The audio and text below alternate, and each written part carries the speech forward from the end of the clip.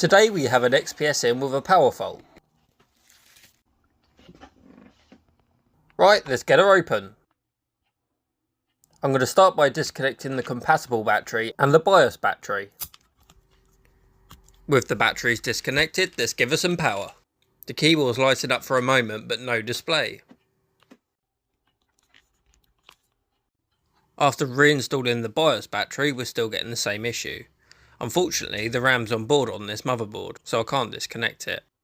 So I'll have to get a quote for a new motherboard. The customer also wanted us to test the battery, so let's put it on.